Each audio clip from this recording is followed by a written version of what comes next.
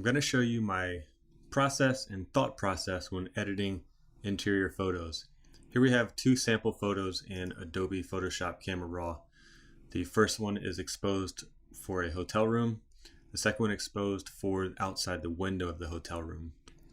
Now the first thing I'm going to do is select both images, and I'm going to click on my architecture.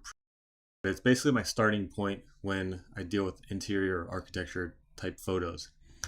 So I click that and I'll walk you through what the settings are. There we go, it changed to all my settings. So if we look here, the exposure's set to 0.10, the highlights brought all the way down, shadows brought all the way up, whites at +50, at -35, clarity all the way up, no vibrance or saturation at this time. The sharpening I've got at 125 and then 25 on masking, 50 on luminance. Another important one is the saturation of individual colors. -30 on both orange and yellows over here, and that's because most interiors have orange disgusting lighting that you want to get rid of. Then the next thing is lens corrections, so we're going to remove chromatic aberrations and enable profile corrections of the lens. On this lens you can see I used a Canon 24-70. Now the only other thing that's not over here will be up here on the transformation tool. So that is automatically set to vertical, kind of, what do you call it, automatic vertical. However, most of the time I'm going to go ahead and do my own guides anyway. So the first thing I'll do when I start this is click on the draw guides. So that's going to shift the image back to its normal position, which this one is pretty centered, straight vertical lines, but it's always good to double check. So I'm going to pick a good straight vertical, outline it here, pick another one on the opposite side, and trace it here. And that should give me a pretty straight image. I should point out that throughout this image I'm going to go pretty quick and not make it necessarily perfect. So get that grid off of here. So this exposure looks pretty decent for all intents and purposes. Outside the window, it's a little bit too contrasty still when compared to the other exposure. So I'm going to bump up the exposure a little bit. I'm going to take away some blacks to get the black off of the window lines here. Maybe decrease the contrast a little bit. Maybe increase the exposure a little bit more. Maybe take away a little more of the blacks. And that's good enough for what we need. So here I have both images. I'm going to select them, and I'm going to open these images. Again, I use Photoshop and Bridge for my editing. It's just the workflow that I like. For some reason, I'm not a fan of Lightroom, but you can do all these same type of things in Lightroom. So I'm going to take our window exposure, select all with Command A, copy that, Command C, and of course paste it, Command V. Now I've got my layer 1 and my background. I'm going to copy my background layer, have an original and then an edited version. I'll go ahead and name that.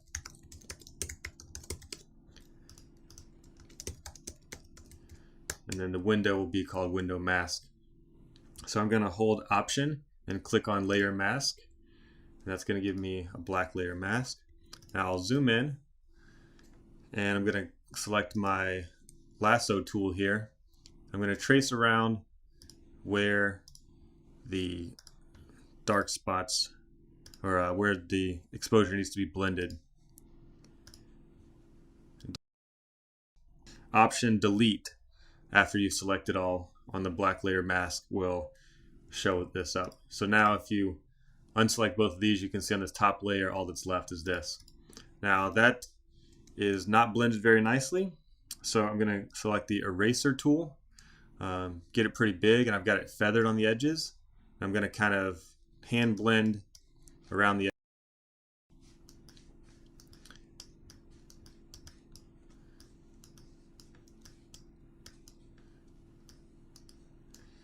Now I'm also going to decrease the size of this, and you can see the opacity is down and the flow's down a little bit, so it's not 100% erasing everything.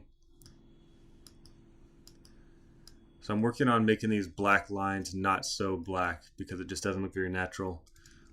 So I'll decrease the size of the brush again, and I'll click once here, click shift and click once down here, and that gives me a straight eraser line. I'm going to undo that one. It's a little bit too much. But if we do this a few times, it'll get rid of some of these black lines. Again, I'm going quick for the sake of making a video here, but you can understand the process behind this and how you can play around with it a little bit to get it a little bit more dialed. So I'm clicking, hit shift, come over here, click again, click, shift, click again, click, shift, click again. So now that it looks okay, obviously you've got these little halo effects and stuff. What I'll also do is bring the opacity down some on this layer, maybe to 70, somewhere around there, 75, 80, who knows.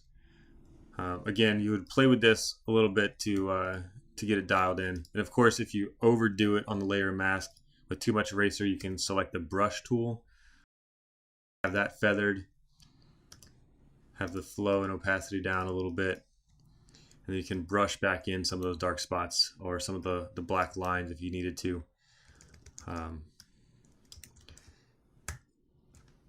So there we go. That's how I do the blending of the exposures to get the outside and inside. Now, background, I just want to take away a few distractions on this photo. There's nothing too bad going on here, but there are a few things that just look a little bit ugly or just kind of stand out to me and take away from the focus of the room. Letter J, that's going to give me my spot healing brush tool over here. I'm going to cover over that thing, cover over this thing. Now I'm going to zoom in on the light switch. To me that looks ugly. I'm going to select my lasso tool. Now I will hit shift delete after I've selected this, and content aware is on the fill. So I'll click that and it's going to place that light switch. If I wanted to get a little bit more dialed, I could click my clone stamp tool. Maybe put the opacity and flow down a little bit on this and select the space up here and just kind of work this a little bit to blend that in a little bit better. I also see this little blemish up here. I'll select J again for my healing tool, get rid of that little blemish. Now the other two things that stand out to me in this image is this little box that I didn't take off the wall. So the way I'm going to get rid of that, again, I'm going to select an area around it so that I don't take away anything outside of that box. Let's see how this works. Again, shift delete will give me the content aware fill. That doesn't look too great, but it erased a lot of it. Now I'll get the stamp tool again and I'll just start painting in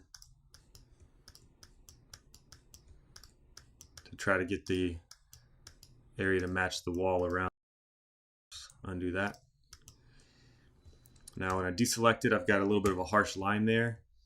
No problem. I can just again go in with the stamp tool and start clone stamping around here. Undo that. It kind of went on top of here a little bit.